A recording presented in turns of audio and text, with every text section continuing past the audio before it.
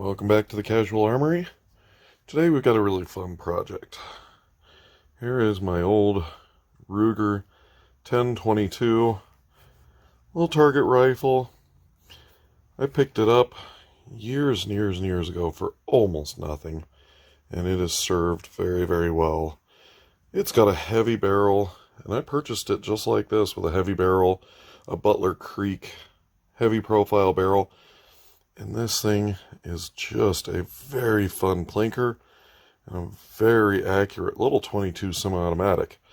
So what we're going to do today is we're going to try to upgrade this and make it a little more fun. So let's see what we got in store. So this right here is a chassis kit from Nordic Components. And this basically allows you to install an AR-15 style pistol grip, AR-15 style stock, and an AR-15 style front foregrip. So this should be a really nice little plinker and save a little bit of weight. So let's disassemble this rifle and see how this works. Alright, to start disassembly, first off, always make sure that we're empty. We are empty. And first things first, let's drop this front action screw out, and the whole thing should come out of the stock. With the front screw removed, the whole action comes right out of the stock. So let's see how well this action fits the chassis.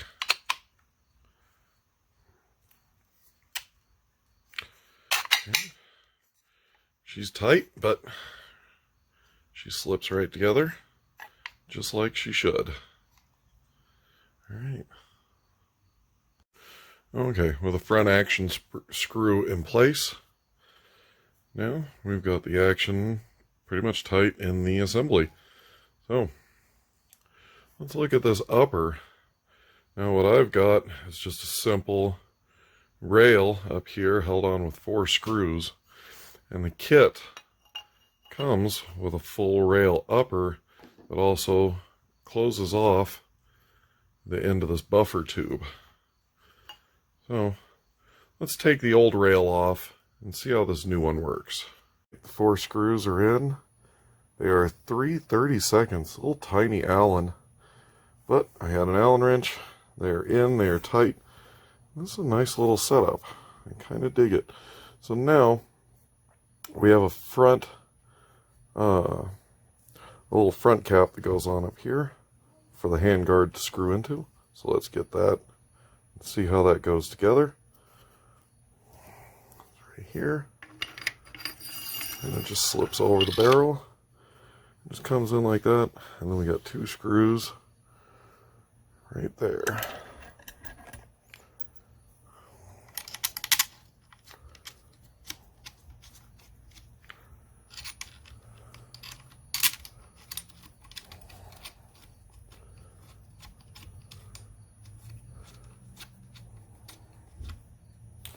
Let me see what size this is.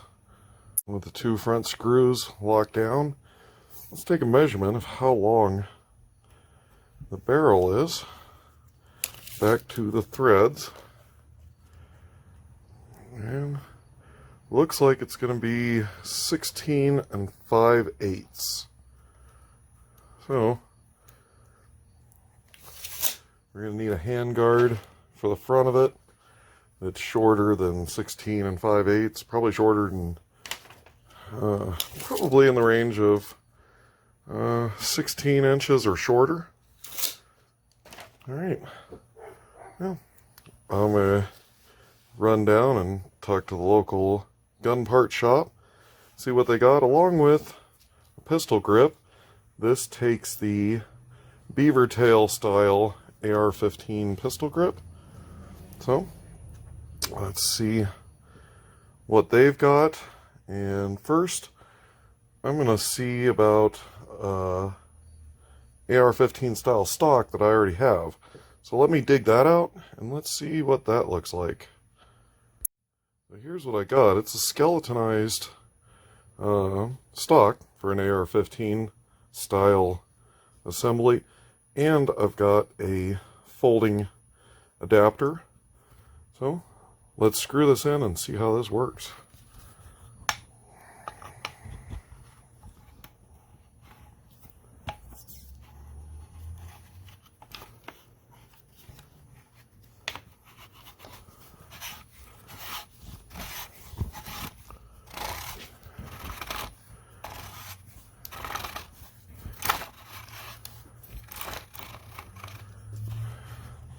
I think we're going to need to put a little bit of anti-seize on the threads. It is aluminum to aluminum and you don't want it to gall, so these are very dry. You can probably hear it.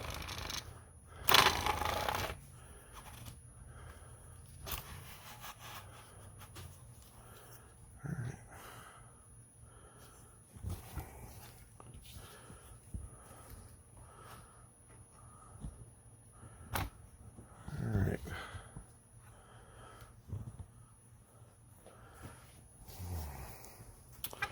I think that'll work pretty slick.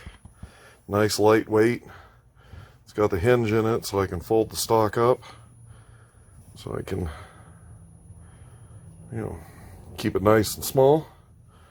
Alright. Let me take that back apart and put a little bit of lube on those threads. Alright, there it is. I got some thread lube on there. There it is, folded up. And that actually works pretty slick. And then, let's see, there we go. That unlocks it. That works pretty nice. Alright, now I just got to go source a pistol grip and a forend. And I think we're in business. So, let me run down and see what they got.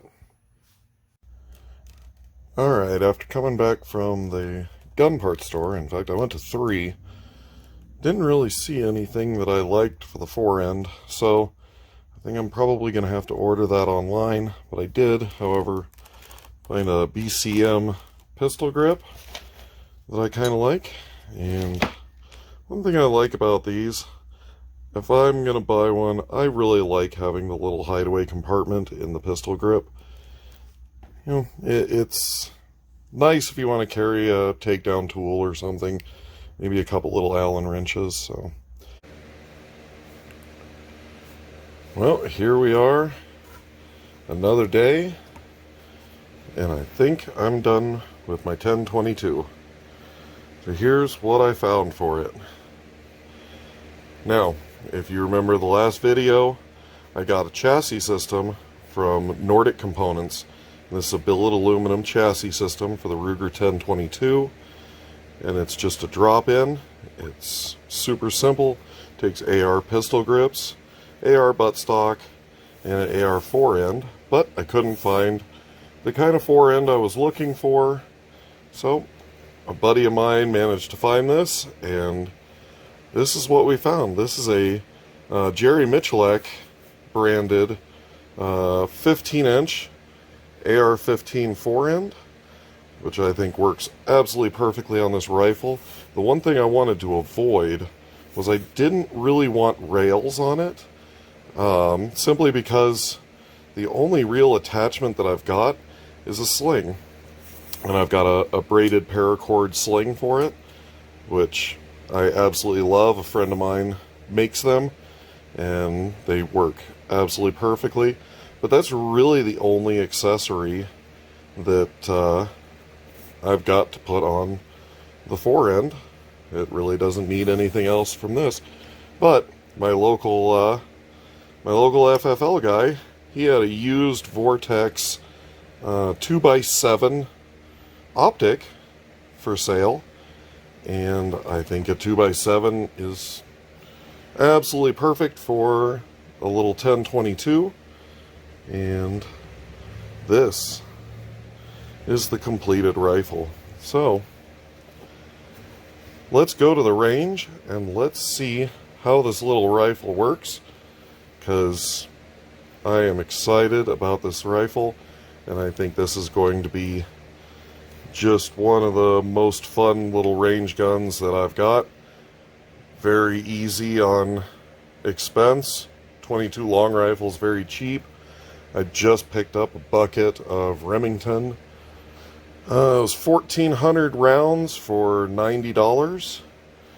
And let's go have some fun.